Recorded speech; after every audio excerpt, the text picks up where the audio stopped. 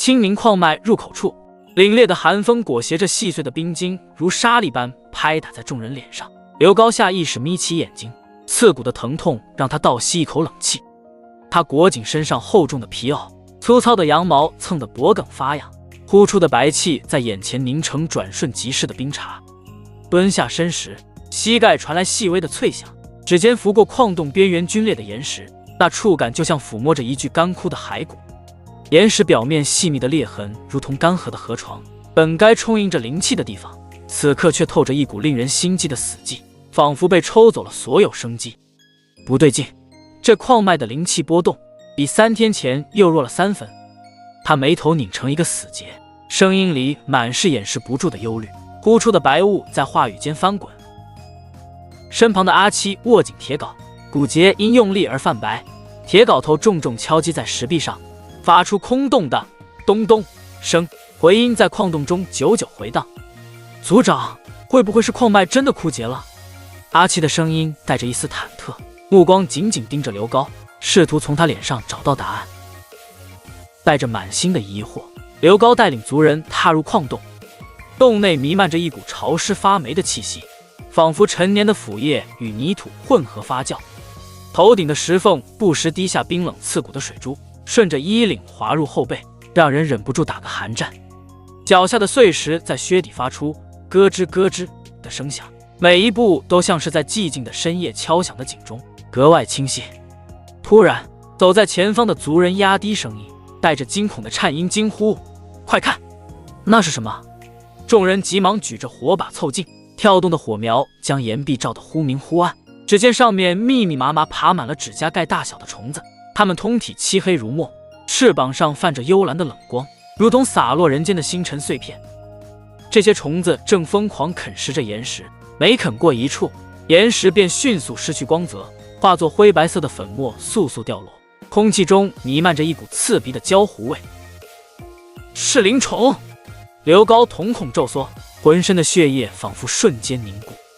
这种虫子他前世曾听闻，是灵气的天敌，专以灵气为食，一旦成灾，能在短时间内吸干整片矿脉的灵气，所过之处寸草不生。他握紧腰间的长剑，剑身因愤怒而微微震颤，发出细微的嗡鸣。果然是幽冥殿的手段，他咬牙切齿地说道，转头看向众人时，眼神中燃烧着愤怒的火焰。兄弟们，这些虫子不除，我们刘家就没了活路，跟我剿灭他们的巢穴。循着是灵虫留下的痕迹，众人小心翼翼地来到矿洞深处。这里的空间豁然开朗，一座巨大的巢穴出现在眼前。巢穴由无数黑色丝线交织而成，宛如一张巨大的蛛网，散发着令人作呕的腥臭味，那味道混合着腐肉与铁锈，熏得人头晕目眩。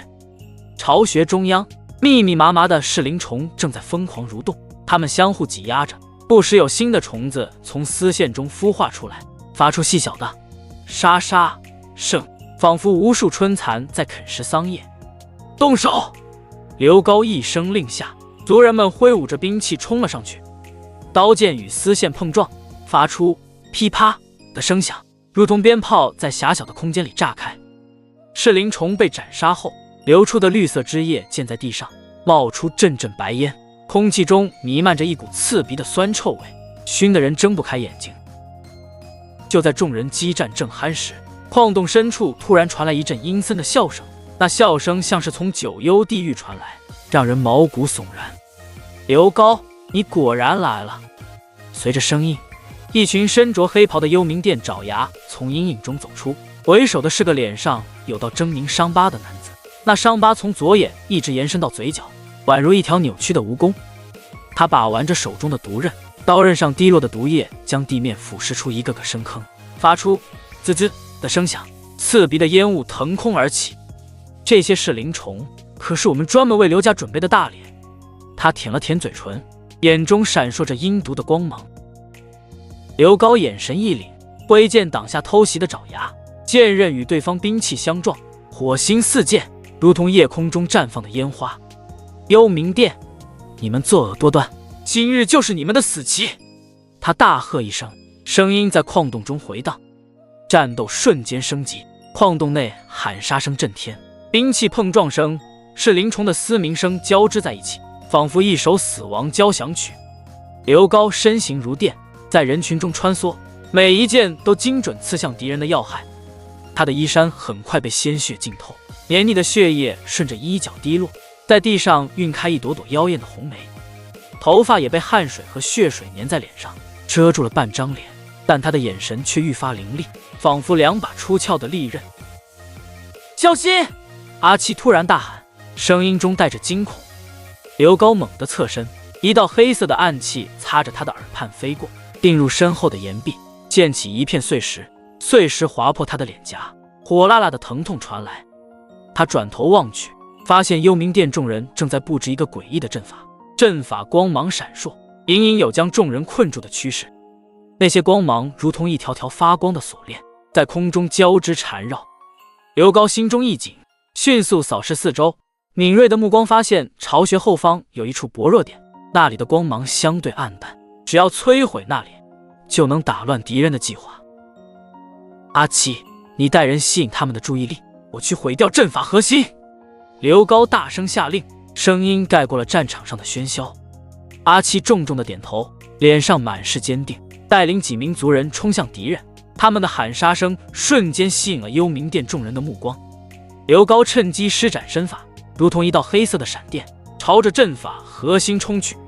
一路上不断有噬灵虫和爪牙阻拦，但都被他一一斩杀。他的长剑挥舞间，带起一片血花，如同绽放的红色蔷薇。当刘高的长剑刺入阵法核心的瞬间，整个矿洞剧烈震颤，仿佛发生了一场强烈的地震。阵法光芒大盛，刺的人睁不开眼睛，随后轰然崩塌，发出一声巨响，如同晴天霹雳。失去阵法支持的幽冥殿众人顿时慌乱起来，有的四处逃窜，有的呆立原地不知所措。刘高抓住机会，大喊：“给我杀！”族人们士气大振，挥舞着兵器，如猛虎下山般将剩余的敌人一一剿灭。战斗结束后，刘高疲惫地坐在地上，身上的伤口传来阵阵剧痛，每一次呼吸都伴随着撕裂般的感觉。他看着逐渐恢复生机的矿脉，心中涌起一股欣慰。岩壁上，最后几只噬灵虫在挣扎中死去。矿脉深处，隐隐传来灵气流动的嗡嗡声，如同母亲温柔的低语。他握紧拳头，眼神坚定。幽冥殿，这只是开始，我一定会让你们付出代价。幽冥殿深处的腐臭气息几乎凝成实质，黑雾如同活物般在梁柱间翻涌，每一次流动都裹挟着浓重的血腥味，仿佛有无数冤魂在其中哀嚎。暗红色符文沿着地面蜿蜒，像一条条正在蠕动的血管，表面还不时渗出暗红色的粘液，滴落在地上发出滋滋的腐蚀声。殿主身下的白骨王座泛着青灰色的幽光，堆砌的头骨空洞的眼窝中燃烧着两簇永远不会熄灭的鬼火，随着他的动作明灭不定。那些缠绕王座的锁链上悬挂的骷髅头牙齿间还卡着破碎的布条，在阴冷的气流中轻轻摇晃，发出细碎的碰撞声。殿主黑袍上的符咒在阴影中若隐若现，每当他转动手腕，符咒就会发出微弱的红光，如同被惊动的毒蛇。此刻他正将水晶球贴在脸侧，冰凉的球体表面映出他半张扭曲的面孔，那是一张布满蜈蚣状疤痕的脸，左眼处只剩下一个黑洞，不断渗出黑色的液体，滴落在水晶球上，腐蚀出一个个细小的坑洞。最近这个叫刘高的小子倒是很活跃啊，他的声音像是指甲刮过生锈的铁板，每一个字都带着令人牙酸的颤音。王座下的符文突然剧烈闪烁，震得整个大殿的地面都在微微颤抖。护法弯腰的角度几乎要贴到地面，额头的汗珠大颗大颗地砸在地上，阴湿了他脚下的符文。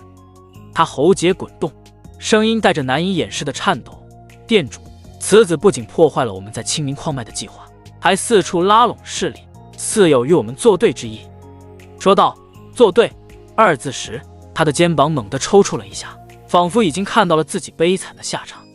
偷瞄殿主时，他的瞳孔骤然收缩，对方那只独眼正死死盯着他，眼中的杀意几乎要化作实质。殿主的嘴角撕裂般裂开，露出一口泛黄的尖牙，笑容里充满了嗜血的疯狂。他黑袍下的手臂青筋暴起，指节因为过度用力而发出爆豆般的脆响。派人去查，我倒要看看他究竟是何方神圣。随着话音落下，他随手将水晶球朝地面砸去，球体炸裂的瞬间，飞溅的碎片在地面上划出数十道焦黑的痕迹，几个躲之不及的小喽啰被碎片割中，伤口处立刻冒出绿色的烟雾，痛苦地在地上翻滚。当幽冥殿密探带回情报的那一刻，整个大殿的温度骤降，众人呼出的白气在空中凝成冰晶。殿主枯瘦如柴的手指死死攥住情报卷轴，指缝间渗出的黑血将卷轴染得一片狼藉。苍蓝界武帝，原来如此！他突然爆发出一阵狂笑，笑声中充满了癫狂与恨意，震得王座上的骷髅头发出凄厉的尖笑。随着他猛地起身，黑袍下伸出无数黑色触手，将身旁的石柱瞬间搅成齑粉。当年让他逃脱，没想到如今又冒了出来，这次定要将他彻底铲除。他的吼声在大殿中回荡，引发阵阵剧烈的震颤。暗月方士的街道上，幽冥殿的爪牙们如同幽灵般穿梭，他们的黑袍边缘绣着暗红的符文，每走一步，脚下就会留下一个燃烧着的脚印，转瞬即逝。重要路口的屋檐下，藏着数不清的暗哨，他们手中的弩箭泛着幽蓝的光芒，箭头淬满了剧毒。空中盘旋的乌鸦群，翅膀拍打的声音形成诡异的节奏。每当发现可疑目标，为首的乌鸦就会发出一声尖锐的鸣叫，声音如同金属摩擦，令人毛骨悚然。刘高蜷缩在客栈霉味刺鼻的房间里，手中的茶杯已经凉透，杯壁上凝结的水珠顺着杯身滑落，在桌面上汇成一条细小的溪流。月光透过窗纸上的破洞洒进来，在地面上形成斑驳的光影，那些光影随着树影的晃动不断变化，仿佛一个个张牙舞爪的怪物。他眉头紧皱，手指无意识地摩挲着茶杯边缘，突然察觉到一丝异样，窗外的蝉鸣声不知何时消失了，取而代之的是一种令人不安的寂静。不对劲，最近方士的氛围太诡异了，到处都是幽冥殿的人。他低声呢喃着，突然感觉后颈发凉，还没等他反应过来，一阵阴风吹过，烛火啪的一声熄灭，整个房间陷入伸手不见五指的黑暗。刘高的心跳陡然加快，他迅速抽出长剑，剑刃出鞘的寒光在黑暗中一闪而逝。就在这时，一个阴森的声音在他耳边响起：“刘高，你以为能躲得过吗？”声音中带着冰冷的笑意，忽远忽近，仿佛来自四面八方。刘高的后背瞬间被冷汗浸透，握着剑柄的手微微颤抖。他知道，一场生死之战已经迫在眉睫。暗月方士的天空仿佛被一只无形的巨手压弯，铅灰色的云层低垂至城墙垛口，空气里弥漫着铁锈般的腥甜，那是暴雨将至的征兆。凛冽的寒风如同幽冥殿的利爪，卷着碎瓦残片呼啸而过，刮在脸上像被砂纸反复打磨。刘高扶着成朵的手掌骤然收紧，粗粝的砖石硌得掌心生疼。远处传来的马蹄声混着战鼓轰鸣，震得他太阳穴突突直跳。地平线上，幽冥殿的大军如同黑色潮水漫涌而来，旌旗上的骷髅图腾在风中狰狞舞动，前排士兵扛着的巨型弓程垂裹着猩红兽皮，每一步都在地面砸出深坑。族长，他们的投石车至少有30架。阿七的声音带着哭腔，长枪上的红缨穗被冷汗浸透，粘在他颤抖的手腕上。城墙上的族人们挤作一团，有人紧攥着符咒的指尖已经发白，有人偷偷往身后藏着遗书。一名少年修士突然剧烈咳嗽，震落肩头的碎石在死寂的氛围里惊起一片抽泣声。刘高摩挲着腰间的玉佩，那是父亲临终前塞给他的，此刻正贴着皮肤发烫。他忽然笑出声，笑声惊飞了墙根处的乌鸦。诸葛亮摆空城计下退司马懿，我们为何不能？他扯开领口的系带，露出锁骨处淡金色的五帝烙印，在阴云下泛着微光，把所有灵石都嵌入幻阵核心。陷阱里灌满是灵虫的毒液，再把宗祠的编钟挂满整条主剑。阿七抹了把脸上的雨水，不知是汗水还是提前落下的雨滴，可那些编钟是先祖传下来的。话音未落，刘高已经抽出长剑，剑尖挑起一块碎石掷向远处。留着忠还是留着命？剑身嗡鸣间，他转身指向正在拆门板加固陷阱的族人们，告诉大家，每道符文多克3重。幽冥殿敢进城，就让他们竖着进来，横着出去。随着最后一盏灯笼熄灭，暗月方室彻底陷入黑暗。刘高蜷缩在染血的绸缎庄2楼，鼻尖充斥着霉变的布料气息。他的盟友，那位总爱摇折扇的剑修，此刻正用剑尖挑着一只误入陷阱的老鼠。突然压低声音，听，马蹄声停了。所有人屏住呼吸，连吞咽口水的声音都格外清晰。月光穿透云层的刹那，刘高看见自己印在窗纸上的影子，扭曲的如同厉鬼。幽冥殿先锋军踏入方室的瞬间，青石砖突然渗出黑色粘液，为首将领的战马突然人力而起，前蹄疯狂刨动空气，马眼翻白发出悲嘶。他的铁蹄下不知何时缠上了密密麻麻的荆棘藤蔓，每根刺都泛着诡异的蓝光。后撤！有！将领的呼喊被骤然响起的编钟声撕裂，36口青铜鼓钟同时轰鸣，震得众人耳膜渗血。更可怖的是，钟声里竟夹杂着孩童的嬉笑、妇人的啼哭，还有无数沙哑的沙字。刘高等待的就是这一刻，他咬破舌尖，将金血喷在剑身上，剑刃瞬间燃起金色火焰。当第一缕朝阳刺破云层时，他率领盟友从四面八方杀出，刀刃切开黑雾的声响，与幽冥殿士兵踩中连环弩陷阱的惨叫交织在一起。刘高的长剑挑飞一名黑袍修士的瞬间，瞥见对方怀里掉落的令牌，上面刻着的正是苍蓝界武帝府的旧文章。暗月方式的厮杀声如同一把重锤，狠狠砸在每个人的耳膜上。金属碰撞迸发的火花，在弥漫着硝烟与血腥味的空气中四处飞溅，仿佛濒死的萤火虫。刘高手中那把陪伴他多年的长剑，此刻早已卷了刃，虎口处的鲜血顺着剑柄往下淌，将缠绕的布条染得通红。幽冥殿的精锐部队像黑色的潮水，一波又一波的涌来。黑袍修士们结成的战阵密不透风，他们念咒时呼出的白气在空中凝成黑色的符文，那些符文扭曲蠕动着，散发着令人作呕的腐臭气息，如同无数毒蛇吐着信子，朝着刘高等人扑来。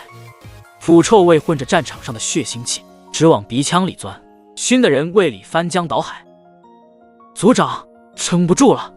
阿七的嘶吼带着哭腔，他的长枪在与幽冥殿护法的巨斧相撞时应声而断，飞溅的木屑如同一把把小刀扎进他的眼睛。阿七痛得惨叫一声，眼泪不受控制地流下来，模糊了他的视线。他踉跄着后退，后背重重撞在残破的城墙上，撞得墙砖都簌簌掉落，嘴角也溢出一缕鲜血。刘高心急如焚，刚想冲过去救援，却被3名黑袍修士拦住去路。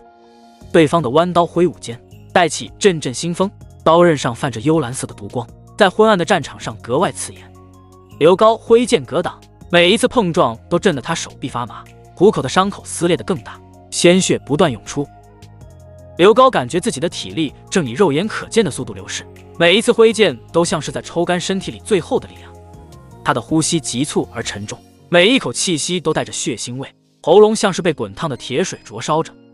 眼前的景象开始变得模糊，汗水混着血水流入眼睛，折得生疼。就在这时，一名幽冥殿修士瞅准他防守的空当，手中的短刃如同毒蛇出洞，狠狠刺向他的后心。千钧一发之际，刘高侧身躲避，短刃擦着他的肩膀划过，瞬间在皮肤上留下一道深可见骨的伤口。剧痛如同汹涌的潮水，瞬间将他淹没。刘高眼前一黑，差点栽倒在地。这剧烈的疼痛仿佛一把钥匙，打开了刘高记忆深处那扇尘封已久的大门。无数画面如潮水般涌入他的脑海。他身披金色战甲，手持地剑，在战场上纵横驰骋，所到之处，敌人纷纷溃败，尸横遍野。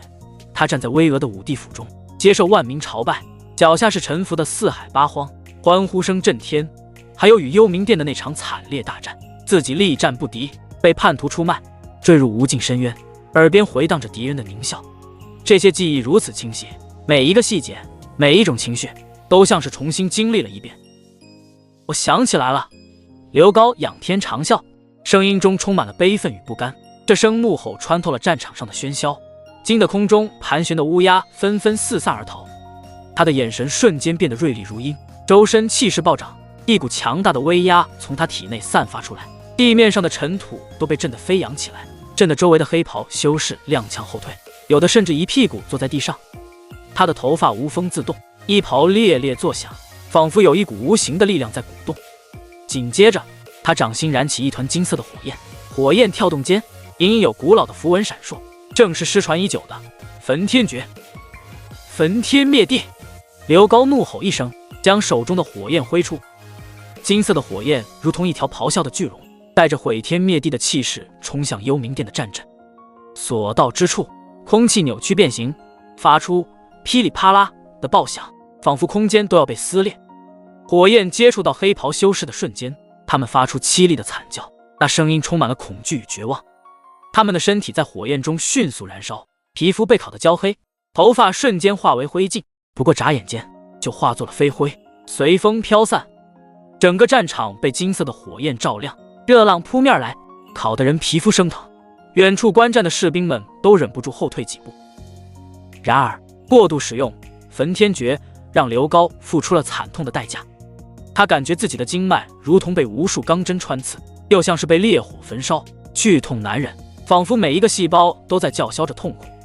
一口鲜血从口中喷出，在空中划出一道妖艳的弧线，他的脸色瞬间变得惨白如纸，毫无血色，身体摇摇欲坠，双腿发软，差点站不住。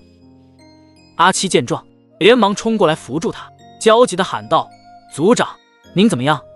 刘高虚弱地摆了摆手，喘着粗气，每说一个字都像是用尽了全身的力气。“我没事，只是这焚天诀太过霸道，我的身体承受不住，必须尽快找到恢复之法，不然……”他的声音越来越低，意识也开始有些模糊，眼皮像是灌了铅一样沉重。远处，幽冥殿的残部仍在蠢蠢欲动，时不时传来几声叫嚣，而刘高知道更大的危机还在后面，他必须尽快恢复力量，才能守护自己的族人，才能与幽冥殿展开最终的决战。石阶上的青苔裹着腐叶，宛如一张发臭的绒毯。刘高踩上去时，靴底与腐殖质挤压出咕叽咕叽的闷响，酸腐气息顺着裤管上涌，像无数细小的虫子钻进鼻腔，熏得他眉头几乎拧成麻花。眼前的古迹被藤蔓层层缠绕，远远望去，如同一只沉睡的巨型绿茧，断壁残垣间渗出的幽蓝光芒，恰似蛰伏其中的巨兽睁开了眼睛。当他的指尖触碰到斑驳石门的瞬间，掌心的五帝烙印突然烫如烙铁，烫得他条件反射般缩回手，却见石门表面的符文如蛇群苏醒般扭动，伴随着咔嚓一声脆响，缝隙中渗出缕缕带着焦糊味的青烟。族长，这股气息不对劲！阿七的声音在发抖，他握紧的火把被穿堂风撩拨的剧烈摇晃，火苗将墙壁上的影子拉扯的扭曲变形，仿佛无数恶鬼在张牙舞爪。顺着阿七颤抖的手指望去，甬道深处悬浮的剑鞘泛着诡异的光泽，其上雕刻的雷纹如同活物般流动。那剑鞘上的雷纹和您烙印里的图案好像。他的喉结上下滚动，吞咽口水的声音在死寂的空间里格外清晰。刘高的太阳穴突突直跳，心跳声震得耳膜生疼。他深吸一口气，强行压制住内心的悸动，伸手拨开垂落的蛛网，黏腻的蛛丝粘在脸上，又痒又麻，还带着一股淡淡的腥气。剑鞘就悬在前方的石台上，通体漆黑如墨，表面流转的银灰色雷纹却好似蓄势待发的闪电，隐隐有噼里啪啦的电流声传入耳中。当他颤抖着指尖即将触碰到剑鞘的刹那，一道刺目的雷光突然迸发，轰的一声巨响，气浪如潮水般席卷而来。刘高被冲击力掀飞出去，后背重重撞上石柱，后脑勺磕得剧痛无比，眼前瞬间金星乱冒，鼻腔里满是烧焦的味道。族长！阿七的惊呼带着哭腔。刘高艰难地抬起头，只见雷光中一柄长剑缓缓升起，剑身流转的紫金色电弧不断跳跃，剑尖滴落的雷光砸在地面，石板瞬间被灼出焦黑的坑洞，升腾起阵阵带着硫磺味的白烟。长剑突然发出一声龙吟般的嗡鸣，声音尖锐刺耳，震得人牙根发酸，浑身发麻。紧接着，长剑化作一道流光，径直没入刘高胸口，速度之快，让他连反应的时间都没有。剧痛如汹涌的潮水，瞬间将刘高淹没。他感觉无数道电流在经脉中横冲直撞，仿佛千万根烧红的钢针同时扎进血肉。他不受控制地蜷缩在地上，身体剧烈抽搐，指甲深深抠进石缝，鲜血顺着指缝汩汩流出，在地面上晕开一朵朵妖艳的红梅。恍惚间，破碎的记忆如潮水般涌来。前世的他站在熊熊燃烧的熔岩池旁，热浪扑面来，脸上的汗水混合着火星，灼得皮肤生疼。他挥舞着大锤，一下又一下的捶打剑身，火星四溅，还有注入本命精血时那钻心的灼痛，每一幕都如此清晰，仿佛就发生在眼前。原来你一直在等我。刘高咬破嘴唇，腥甜的血味在口中弥漫。他强撑着颤抖的身体，缓缓站起身，伸出颤抖的手握住了剑柄。刹那间，神器的力量如决堤的洪水般涌入体内。首先是肩膀上那道曾被幽冥殿划伤的深可见骨的伤口，温热的力量包裹着伤口，如春风拂过，伤口以肉眼可见的速度愈合，连一丝疤痕都未留下。紧接着，这股力量直冲丹田，原本因使用焚天诀而千疮百孔、布满裂痕的经脉，在力量的冲刷下迅速修复、扩张，每一条经脉都焕发出全新的生机。随着力量的不断涌入，刘高的衣衫被鼓胀的气流撕成布条，猎猎作响。他的头发根根倒竖，周身环绕的雷光越来越盛，将整个古迹照得亮如白昼。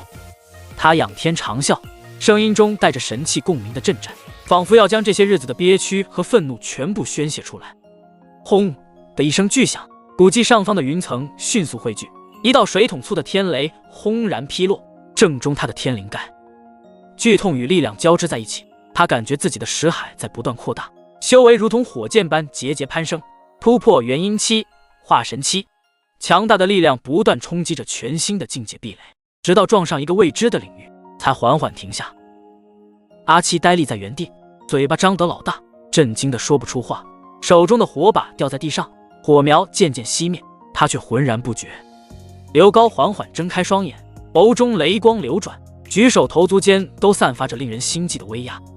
他轻轻挥动手中的九霄雷剑，一道紫色雷弧破空而出，所过之处，空气发出尖锐的爆鸣声。远处的石柱在雷弧的冲击下，瞬间被劈成齑粉，碎石纷飞。幽冥殿，这一次该你们尝尝恐惧的滋味了。他的声音低沉而冰冷，带着神器认主后的强大威压，在古迹中久久回荡，仿佛预示着一场即将到来的惊天巨变。暴雨裹挟着冰粒砸在青瓦上，发出密集的爆裂声，仿佛万千战鼓同时雷响。刘高死死攥着窗台的铜环，指节泛白，掌心沁出的冷汗和雨水混在一起，顺着木纹蜿蜒而下。密室里的烛火被穿堂风撕成碎片，在墙上投下他扭曲摇晃的影子，像极了困在牢笼里的巨兽。滴答滴答，墙角的铜壶滴漏声格外刺耳，每一声都像重锤敲击在他心上。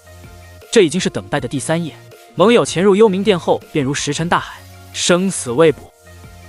吱呀，腐朽的门轴发出垂死般的呻吟，黑影裹挟着腥风撞进密室。刘高腰间的九霄雷剑突然发出嗡鸣，剑鞘上的雷纹迸出电光。他旋身甩出3枚淬毒暗器，却在看清来人布满血痂的面容时，生生将暗器捏成了铁屑。老周整个人瘫在门槛上，左袖空荡荡的，断口处还在渗出黑血，右脚的靴子不知去向，露出满是水泡和碎石的脚掌。老刘，老周喉咙里发出破风箱般的喘息，血水混着雨水顺着下巴滴落，在青砖上印出狰狞的图案。他颤抖着撕开浸透泥浆的衣襟，从贴着心口的油布里摸出竹筒，油纸边缘还沾着半枚带血的指甲。幽冥殿，地牢。话未说完，人就栽倒在地，昏迷前最后一刻，手指还死死扣着竹筒。刘高单膝跪地，用牙齿扯开油纸，皱巴巴的纸条上暗红字迹力透纸背，显然是用鲜血写成。店主以300童男童女为祭，7日后月圆启动谢祭大阵，预召远古魔神阿比罗侯。核心祭坛藏于幽冥渊底，以万魂锁链镇压。他的太阳穴突突直跳，指甲深深掐进掌心，鲜血顺着纹路滴在纸条上，和原有的血渍融成一片。这帮畜生！刘高猛地踹翻身边的木凳，碎裂的木屑撞在墙上发出巨响。老周挣扎着爬起来，扯住他的裤脚，别冲动。祭坛四周布满是灵虫巢穴，还有12名护法轮班镇守。话音未落，一口黑血喷在青砖上，泛起诡异的幽光。3日后，巫族禁地的溶洞内，钟乳石上垂落的水珠砸在石笋上，发出空灵的回响。刘高将沾血的纸条拍在石桌上，震得石碗里的巫蛊毒虫嗡嗡乱飞。诸位请看，他的声音在溶洞里激起阵阵回音。幽冥院的入口就在店主寝殿的密道，可那地方机关重重，每块地砖下都埋着爆裂符。见修叶无缺猛地抽出长剑，剑气劈开悬在头顶的钟乳石，碎石如雨落下。与其在这里纸上谈兵，不如现在就杀进去。我叶家剑阵可破万重机关。他的剑刃映出洞顶盘旋的毒瘴，泛着妖异的紫光。巫族大祭司却突然剧烈咳嗽，吐出的黑痰里裹着半截毒虫。鲁莽！祭坛外围的噬灵虫受秘法操控，见人就钻七窍。3年前玄阴门300弟子就是这样。话未说完，溶洞突然剧烈震颤，石缝里渗出带着腐臭味的黑雾。刘高猛地站起身，震得石桌轰然炸裂。他掌心雷光迸发，将飞溅的碎石融成铁水，今夜子时，我率刘家死士从密道强攻，叶兄率剑阵吸引正面火力，巫族负责破解祭坛封印。他的目光扫过众人，最后落在阿七惨白的脸上。记住，我们只有1个时辰，必须在血月当空前摧毁万魂锁链。此时乌云如墨，刘高摸了摸胸口微微发烫的9霄雷剑，剑鞘上的雷纹突然窜起3寸高的电光。身后100名死士咬破舌尖，将鲜血滴在符纸上，血腥味混着雨水在夜空中弥漫。幽冥殿的黑墙近在咫尺，墙头的骷髅灯笼突然全部熄灭，只留下地底传来的阴森童谣，在雨幕中若隐若现。阿鼻罗喉，血月当空，万魂陷阱，天地同中。乌云如同被无形大手压下来的铅块，低得几乎要擦着众人的头顶。狂风裹挟着冰粒般的雨点，噼里啪啦砸在脸上生疼，打得人睁不开眼。刘高一行人披着偷来的幽冥殿黑袍，深一脚浅一脚踩在满是泥浆的小路上，粗糙的黑袍布料磨得脖梗发红，那股刺鼻的霉味混着雨水，呛得人直犯恶心，仿佛鼻腔里塞满了腐烂的死鱼。都把腰牌藏好了，别露出破绽。刘高压低声音，沙哑的嗓音里带着一丝不易察觉的颤抖。他伸手摸了摸脸上黏腻的特殊颜料，指尖蹭下一块暗红碎屑，那是用某种凶兽血液混合草药调制的，涂抹后不仅能改变肤色，还能掩盖自身气息。腰间裹着9霄雷剑的黑袍随着步伐轻轻晃动，剑柄与剑鞘碰撞发出的细微咔嗒声，每一下都像敲在他的心脏上。队伍刚转过布满青苔的山坳，前方突然亮起幽绿色的灯笼光晕，10几个幽冥殿士兵如同从地底下冒出来一般，手持长枪呈扇形围拢，枪尖上凝结的水珠顺着枪杆滑落，在泥泞的地面砸出小坑。带队的小头目眯起3角眼，目光像毒蛇般扫过众人。站住！什么人？通行令牌拿来！他的声音冰冷刺骨，说话时呼出的白气在雨幕中凝成细小的冰晶。阿七的喉结剧烈滚动，强作镇定上前一步，从怀中掏出伪造的腰牌。他的手指冻得发僵，差点捏不住那块令牌，声音里带着难以掩饰的紧张。大人，我们是新调来的，奉命前往总部支援。小头目接过腰牌，凑到灯笼下反复端详，浑浊的眼珠不时瞟向众人。刘高感觉掌心的汗水浸透了黑袍，暗暗调动体内真气，准备随时出手。这腰牌，小头目刚开口，刘高立刻佝偻着被陪笑，脸上的颜料被雨水冲开几道痕迹。大人，您看这天儿，雨下的跟瓢泼似的，腰牌难免有些模糊。您要是不信，我们老大就在前头的破庙里躲雨，您跟我们走一趟，当面问问。他说话时偷偷瞥向小头目腰间的弯刀，余光注意着周围士兵的站位，盘算着最佳的制敌路线。小头目啐了口唾沫，不耐烦地挥手，算了，赶紧滚，别误了时辰。众人转身时，阿七的后背已经被冷汗湿透，紧紧贴在黑袍上。没走出100步，地面突然传来咔嚓的细微脆响。刘高瞳孔骤缩，大喊：不好，有陷阱！话音未落，脚下的土地如同活物般裂开，密密麻麻的淬毒尖刺泛着幽蓝的光破土而出。众人施展轻功飞跃而起，刘高在空中拧身，脚尖点在飞射而来的箭矢上借力，稳稳落在旁边的巨石上。他转头看见队员阿虎躲避不及，脚踝被尖刺勾住，顿时鲜血如注。别管我，快走！阿虎咬着牙，从腰间抽出匕首，想要割断脚踝的藤蔓。刘高已经如鬼魅般冲过去，一把将他扛在肩头。少废话，我不会丢下任何一个兄弟。他的声音像是从胸腔里挤出来的，带着不容置疑的威严。此时，四周的树林里传来枯枝断裂的声响，无数双幽绿的眼睛在雨幕中若隐若现。众人冒雨狂奔，终于在黎明前看到幽冥殿总部的轮廓。高耸入云的黑色城墙仿佛一道巨大的伤疤，城墙上悬挂的骷髅灯笼在风中摇晃，吱呀吱呀的声响混着远处传来的阴森 chanting 声，让人毛骨悚然。城门处火把通明，守卫脸上的青铜面具刻着狰狞的鬼面，腰间的铁链随着呼吸发出哗啦哗啦的响动。一会儿进去，都给我打起12分精神。刘高的指甲深深掐进掌心，在皮肤上留下几道血痕。他深吸一口气，带着众人走向城门。守卫猛地将长枪一横，拦住去路，站住！来者何人？刘高强作镇定，从怀中掏出一枚鎏金令牌，指尖能感受到令牌表面冰凉的触感。奉店主之命，前来增援血祭大阵。守卫接过令牌，放在鼻下清嗅，这是幽冥殿检查令牌真伪的特殊手段，每块令牌都浸染过特殊香料。刘高的心脏几乎要跳出嗓子眼，耳边只听见自己如肋骨般的心跳声。守卫终于放行，踏入幽冥殿的瞬间，一股混合着铁锈味与腐肉气息的寒意扑面而来，冻得众人牙齿打颤。地面上凝结的暗红血迹已经发黑，在幽蓝色宝石的映照下泛着诡异的光。刘高带领众人穿过9曲回廊，头顶不时有机关齿轮转动的声响。突然，墙壁上的符文亮起红光，数十支暗箭破空而来，众人就地翻滚躲避，箭矢钉在地面发出噗噗闷响，溅起的碎石擦过阿七的脸颊，划出一道血痕。他们小心翼翼破解着地上复杂的符文陷阱，汗水混着雨水流进眼睛，折得生疼。终于转过最后一道回廊，血祭大阵核心区域的入口出现在眼前。那里人影晃动，祭坛中央的血池翻涌着猩红的泡沫，chanting 声愈发清晰，空气中弥漫着令人作呕的腥甜。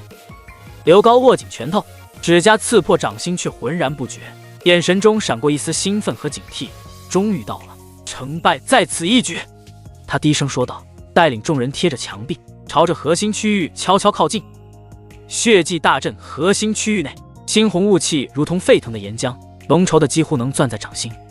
祭坛中央的血池表面浮着层油亮的血膜，每一次咕嘟冒泡都迸溅出带着腐臭味的血珠，落在石砖上，滋啦作响，腾起股焦糊味。刘高贴着墙壁挪动时，后腰突然撞上根石柱，上面密密麻麻的血手印还带着余温，不知是哪个无辜者被按在此处陷阱。头顶穹顶传来令人牙酸的咔嚓声，像是无数冰棱同时断裂。刘高本能地向后翻滚，一道黑影裹挟着腥风从天而降，重重砸在他方才站立的位置。地面轰然炸裂，碎石混着血水像霰弹般四射，有块尖锐的石片擦着他的耳垂飞过，削掉一缕头发。他撞在刻满符文的石柱上，喉咙泛起铁锈味，指腹触到石壁上凸起的符文，那是用某种生物脊椎骨镶嵌而成，此刻正随着血池的脉动微微发烫。尘埃落定，幽冥殿主拖着漆黑魔气缓步走来，魔气锁链拖拽地面发出刺啦刺啦的声响，宛如指甲刮过黑板。殿主脸上蜈蚣状的疤痕随着扭曲的笑容凸起，左眼处的空洞黑洞洞地望着刘高，那里本该镶嵌的眼珠，此刻正悬浮在魔气顶端的骷髅头眼眶里，随着魔气的晃动滴下黑色粘液。刘高，果然是你！沙哑的声音带着气音，震得刘高耳膜发疼。他后知后觉发现周围空气不知何时凝结出细小的冰晶，在猩红雾气中折射出诡异的七彩光芒。魔气突然发出婴儿啼哭般的尖笑，锁链如活物般爆长，表面倒刺渗出的毒液在地面腐蚀出坑洞。刘高手腕翻转，九霄雷剑出鞘的瞬间，剑刃与空气摩擦迸发的火星竟在空中凝结成雷纹。来得正好！他暴喝一声，震落头顶石缝里的血珠。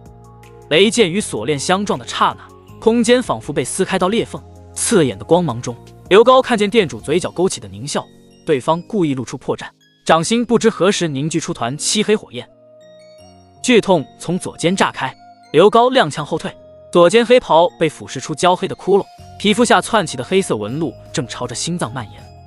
店主的笑声混着魔气锁链的哗啦声，如同催命符。就这点本事，当年苍兰界武帝被我剜心时，叫的可比你惨多了。锁链突然分化成数百条细链，如同黑蛇钻进刘高的袖口，刀刺扎进皮肉的瞬间，刘高咬破舌尖，混着精血的雷力顺着伤口爆发，将几条锁链直接炸成齑粉。给我破！刘高周身雷光暴涨，地面符文在雷力冲击下渗出金色血液。九霄雷剑化作百丈雷柱，却在即将击中魔气时，被店主指尖弹出的血色皱纹扭曲方向，轰然劈中祭坛东南角。整座祭坛发出不堪重负的呻吟，血池突然掀起10丈高的血浪，浪头里伸出无数白骨手臂，抓向附近的幽冥殿修士。有个年轻修士被白骨缠住脖颈，惨叫声戛然而止的瞬间，他的身体像被扎破的气球般干瘪下去，化作张飘落在地的人皮。大阵反噬了！护法们的惊叫被血浪吞没。店主额头青筋暴起，魔气裂痕中渗出的黑血在空中凝结成盾牌。刘高趁机欺身上前，雷剑擦着对方耳畔划过，削下块带着疤痕的皮肉。你坏我大事！店主彻底癫狂，魔气顶端的骷髅头突然张开血盆大口，将周围3名护法吸入腹中。刘高感觉脚下地面正在融化，低头看见自己的靴底与石砖之间，不知何时生出层粘稠的血胶。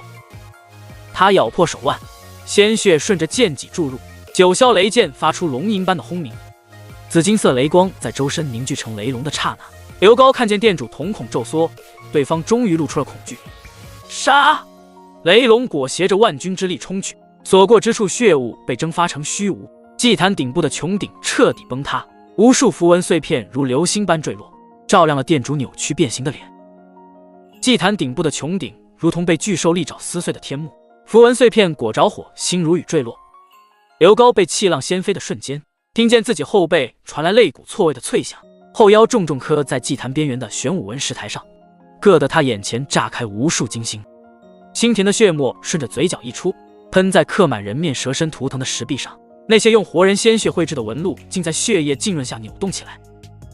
他挣扎着撑起上身，碎石划破掌心的剧痛让意识短暂清明。猩红雾气被能量风暴撕开缺口的刹那，血池中央翻涌的漩涡突然静止，银白色裂缝如同一柄插入地狱的利刃，边缘流转的空间褶皱发出玻璃碎裂般的脆响。刘高喉间涌上的鲜血混着嘶吼迸发，诸位，看那裂缝，攻击那里！沙哑的声线震落头顶摇摇欲坠的钟乳石，尖锐的石块擦着耳际坠落，在地面砸出冒着青烟的深坑。紫金色雷光顺着九霄雷剑蛇形游走，刘高强撑着单膝跪地，任由雷光在周身凝结成噼啪作响的护盾。飞溅的血珠撞在雷盾上，炸开细小的电弧，映出他沾满血污的脸庞。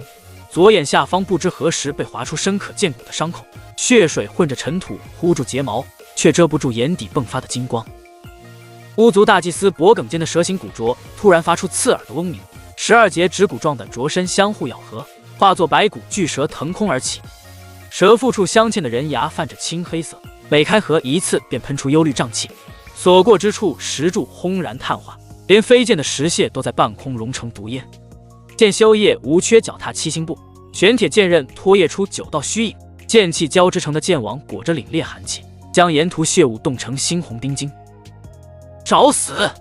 幽冥店主的咆哮震得整片空间扭曲，他左眼空洞处突然钻出漆黑触手，将身旁2名护法瞬间搅成血雾。魔气表面的裂痕渗出粘稠黑血，在空中凝结成刻满倒刺的盾牌，盾面浮现的百目鬼脸正贪婪吞吐着能量。刘高却趁机咬破舌尖，精血混着雷光注入剑身，九霄雷解。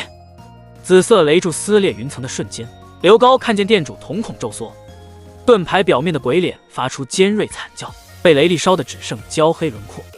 白骨巨蛇趁机缠住盾牌边缘，蛇尾缠绕的巫蛊铜铃同时炸响，震得魔气表面裂痕如蛛网蔓延。叶无缺的剑网也在此时刺入缝隙，万千剑气搅碎残余能量，银白色裂缝骤然扩大3倍，血池深处传来远古巨兽苏醒的咆哮。整个幽冥殿开始天旋地转，墙壁上的符文如同被点燃的引信，接连爆发出刺目红光。